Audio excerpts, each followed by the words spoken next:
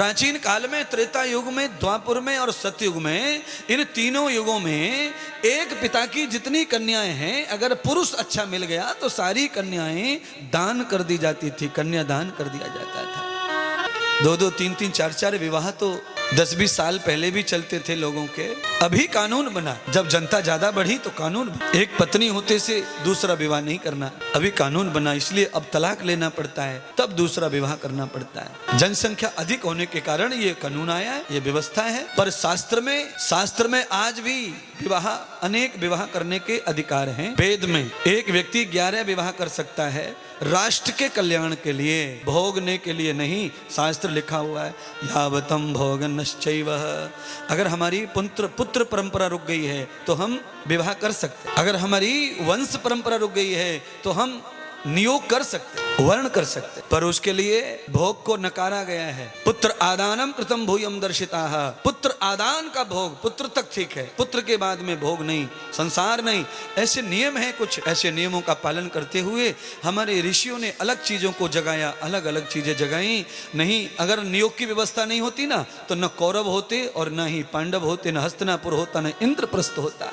काशी नरेश की पुत्रियां अंबालिका तो विधवा हो गई समय पर ही, और बच्चे भी नहीं हुए, दोनों भाई चले गए और बालक नहीं हुए, तो कैसे संसार, इतना बड़ा राज्य, इतना बड़ा दिव्य धर्म कैसे बढ़ेगा? ऐसा सूर्य कुल ये कैसे नष्ट हो जाए? तो माता सत्यवती ने दोनों ही बहुओं के साथ में व्यास जी के साथ संबंध करा के वंश को आगे बढ़ाया। तम धर्मो यथा कृतम पुण्यम धर्मो यतो भूय धर्मो रक्षिताम सर्वे जनाः। धर्म जहां आ जाए वहां हर काम करने योग्य होता है, जहां धर्म नहीं वो काम करने के योग्य होता नहीं है। संत महर्षि साधु ब्राह्मण शास्त्र सबकी अनुमति से वंशवाद को बढ़ाया गया। दक्ष प्रजापति अपनी कन्याओं को लेकर पहुंची चंद्रलोक में और चंद्रमा को जाकर के कहा कि तुम गलत कर रहे हो, तुमने गलती की है, मेरी पुत्रियों को इस तरह का व्यवहार, छल कपट का। रोहिणी को पुत्री को पत्नी मानते हो और मेरी बाकी कृतिका, नक्षत्रा, भद्रा, लक्ष्मणा, आप इनको पत्नी नहीं मानते हो। मेरी पुत्रियां दुखी हैं और तुम जानते हो मेरे सारे पुत्र सन्यासी हो गए हैं, मेरे पास में केवल पुत्रियां बची हैं जिनसे मैं खुश या दुख हो सकता हूं। इसलिए हे चंद्रदेव, जिसके संपूर्ण बेटे सन्यासी हो गए हों उसकी तृष्णा बेटी में टिकी है, और मेरी बेटी को तनक भी कष्ट हुआ तो अगली बार मैं माफ नहीं करूंगा। चंद्र देवता ने दक्ष प्रजापति का प्रभाव जाना और माफी मांगी और सभी पत्नियों को स्वीकार किया। जैसे ही दक्ष प्रजापति अपने लोक में गए, चंद्र देवता ने व्यवहार नहीं बदला, मुंह पे तो कह दिया पर व्यवहार नहीं बदला। वही रोहिणी से प्रेम और 10 बेटियों के साथ में नहीं बोलना न चालना। 1-2 महीने निकले, बेटियों ने अब संदेश भेजा, पिताश्री चंद्रदेव वैसे के वैसे, चंद्रदेव ने हमारा व्यवहार नहीं बदला है, आपकी आज्ञा का उल्लंघन किया है, आपके वचन को पाला नहीं, आपके वचन को तोड़ा है। और आप जानते हैं दक्ष प्रजापति का स्वभाव कैसा है, क्रोधी। भगवान शिव को भी श्राप दे दिया था, अपने जवाइयों को श्राप देने की आदत ही बनी है दक्ष प्रजापति की। जो भी कन्या के साथ गड़बड़ करे, उनके मान पान को गिराए, उनकी बात को स्वीकार ना करे, उसे वो श्राप दे। शिव जी ने दक्ष प्रजापति की बात को स्वीकार नहीं किया, सम्मान नहीं किया, श्राप दे दिया, बलिदान सती को देना पड़ा। और आज दक्ष प्रजापति ने श्राप दे दिया उसे, चंद्र देवता को, कि तूने मेरी बेटियों को 12 महीने तूने कष्ट दिया है और इस कष्ट का परिणाम तुझे भोगना पड़ेगा चंद्रदेव।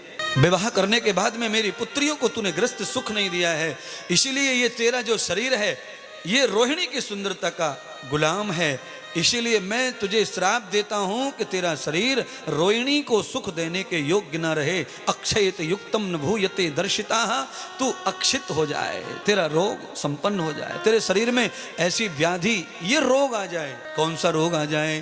तो कहा ज्वरस्त यक्षितम प्रभः, ज्वर पैदा हो जाए। ज्वर, सुनिए, जिस आदमी को बुखार आ जाता है ना, फिर वो पत्नी का मन नहीं करता, फिर वो अकेला रहना चाहता है। ज्वर पैदा कर दिया दक्ष प्रजापति ने, शरीर में बुखार डाल दिया, श्राप दे दिया कि कृत्रिम बुखार हो जाए तुझे, हड्डी का बुखार जिसका इलाज ना हो सके, दवा ना हो सके। कितने लोग ऐसे जो हड्डी के बुखार के कारण मरते चले जा रहे हैं, इतनी दवाइयां हो रही हैं पर कोई दवाई लगती नहीं, सूखते जा रहे हैं, सूखते जा रहे हैं। मुंह सूख गया, रोटी छूट गई, पानी छूट गया, खाना छूट गया, इच्छा मर गई और धीरे धीरे शरीर कमजोर हो गया है। और सुनिए, बुखार 3 दिन से ज्यादा नहीं रहता, पर जब भगवान के, देवता के किसी श्राप का फल या हमारे पाप का फल बुखार के रूप में आता है तो वो जल्दी ठीक भी होता, जल्दी ठीक नहीं होता है। है। कितने सारे मरीज आते हैं हमारे पास जिनको 10-10 साल से 20-20 साल से बुखार है, यूं लकड़ी हो गए सूख के, किसी काम के नहीं बचे शरीर से। और क्षितम न रोगो जातः, ये जो HIV रोग है ना, ये बुखार ही तो है। ये ऐसा बुखार आ जाता है शरीर में कि दवा नहीं लगती। फिर ये श्राप दे दिया दक्ष प्रजापति ने। चंद्र देवता जब दक्ष प्रजापति के श्राप को लेकर के रोने लगे तो देखते देखते शरीर क्षीण हो गया, चंद्र देवता का तेज उड़ गया, चेहरे की शोभा चली गई और चंद्रदेव सुषुप्त हो गए, छुप गए, परेशान हो गए। और जब चंद्रदेव गायब हो गए तो सब देवता आए चंद्रदेव को ढूंढते हुए, क्या हुआ अचानक, ऐसा क्या हो गया है? या तो पतित युक्तम, चंद्रदेव अपनी जगह से पतित हो गए, गिर गए, चंद्रदेव गिर गए अपनी जगह से। और जब चंद्रदेव गिरे तो रात में अंधेरा बढ़ गया, कालिमा बढ़ गई, इसको कहते हैं तेज खत्म हो गया चंद्र देवता का। और याद कर लो, जिनके पास में तप जप संयम नहीं है उनको सूर्य की कृपा मिलती नहीं है। तप जप को लेने के लिए चरित्र का होना आवश्यक है, क्योंकि सूर्य की जो रोशनी है, सूर्य की जो बुद्धिमता है, सूर्य का जो ज्ञान है, सूर्य की जो आभा है, वो चेहरे पे तभी आएगी जब आपके पास तप होगा, जप होगा, धर्म होगा, संयम होगा, तब जाके शोभा बनेगी, सूर्य से ऊर्जा मिलेगी। चंद्रमा को सूर्य से ऊर्जा मिलती थी, जैसे ही चंद्रमा पतित हुए वैसे ही सूर्य ने अपनी रोशनी रोक ली और चंद्रमा का तेज क्षीण हो गया, हीन हो गया।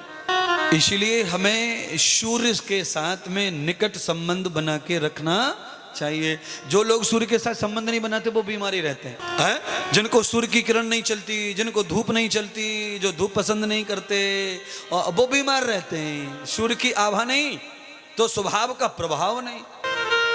इसीलिए 11 से लेकर के 10:30 से 11, 11:30 बजे तक 1.5 घंटे रोज हमें सूर्य की किरणों का आनंद लेना चाहिए, काम करना चाहिए, धूप में सेवा करनी चाहिए। धूप में एसी का सुख लो, भोग है तो भोगो, पर एसी के सुख में धूप को पचाना ना भूल जाना।